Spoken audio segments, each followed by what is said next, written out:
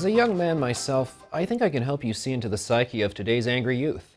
I'm talking about the Occupy protesters, the G20 activists, the Quebec rioters. Why are they angry? What are they angry about? But first, a story. I was on the phone the other day with my friend and I said, "Hey, what's happening?" And he said, some days I feel like I have so much to do, but when I think about it, I realize I actually don't have anything to do. Now, I laughed when he said this because I understood what he meant, and I think a lot of young people today do too, even if they refuse to acknowledge it. Look, we don't have to hunt for our own food anymore. We don't have to find shelter every night. We're not trying to free ourselves from the shackles of an evil dictator. We got it pretty sweet. So much so that you might wonder, what could there possibly be to protest against? To throw bricks about, to fight the police about. And yet they still come up with something to complain about, telling each other lies about how horrible it is that tuition is going up a bit. Hey, if that's the worst thing you've got going on, my friends, there are billions of people out in the world who would trade spots with you in a heartbeat. But deep down they know that. Because in modern society, we have more leisure time than in the past. We tell young people, go busy themselves at getting some fancy university degree. So now, we're raising a generation of students too old be leaders. Only problem is, we don't need that many leaders.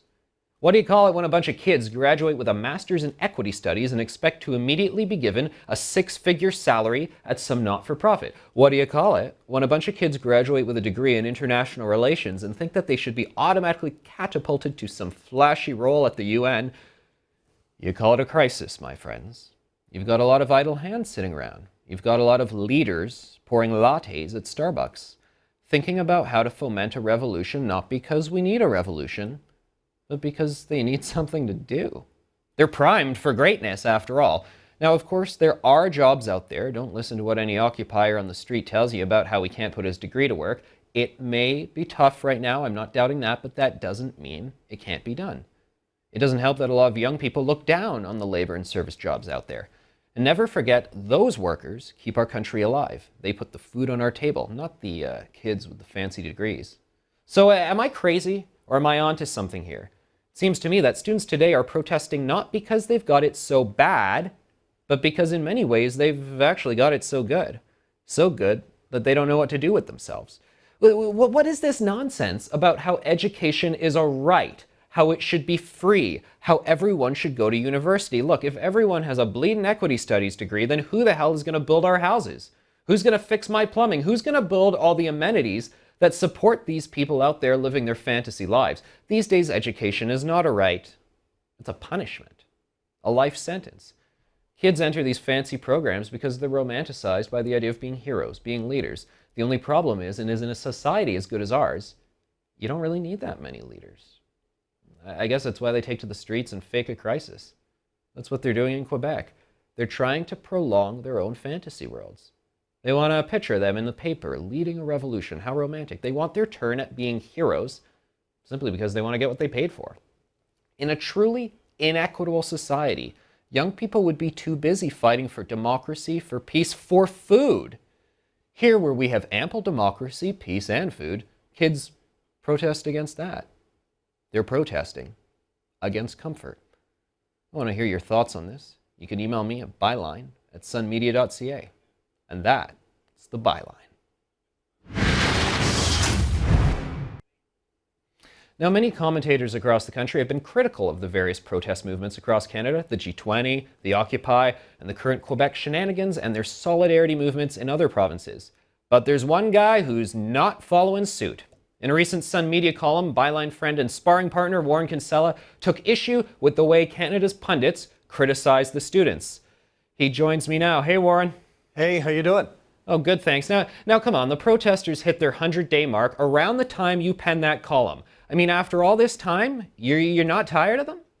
Well, I guess I am suspicious about how they have become dissatisfied with anything that the government comes forward with. Furey seems to be quite genuinely interested in settling with them.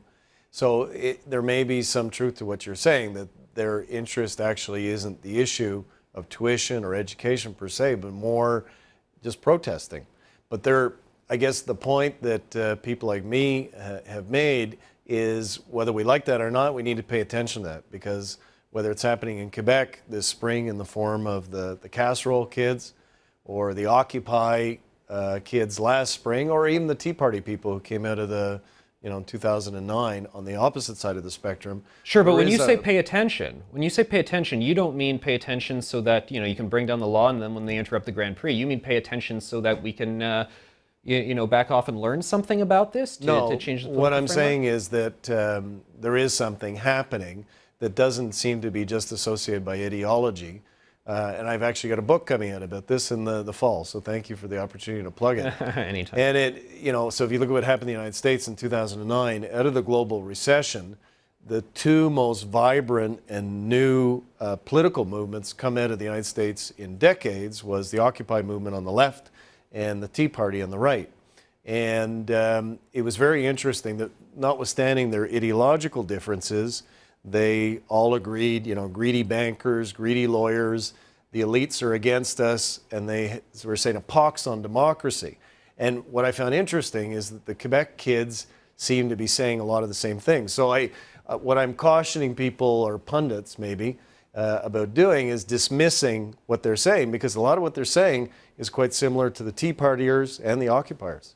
I don't know, but I went down to the park in Ottawa where there was Occupy going on. I've spoken to students, and sure, some of them make very erudite points about the structure of our democracy, but a lot of them are just interested in going into classes and turning the lights on and off and pushing the professors around. Or it's believed that the suspicious packages mailed today to various locations, including the Quebec head office, may have something to do with the students. I mean, aren't there better ways than to do it like that? Aren't we right to ridicule them for this silliness? Well, the thing that was, if you look at Tea Party and Occupy, both were successful, to your point, but in different ways.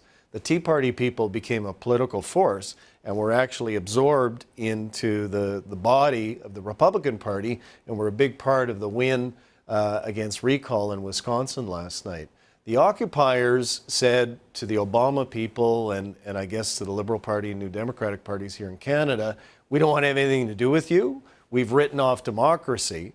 And obviously that creates a political advantage for Harper. But I mean, yes, for sure, some of them are just interested in protest or troublemakers. But we have to look at the fact, and pollsters do tell us, young people in particular, across Western democracy, are turning away from democracy.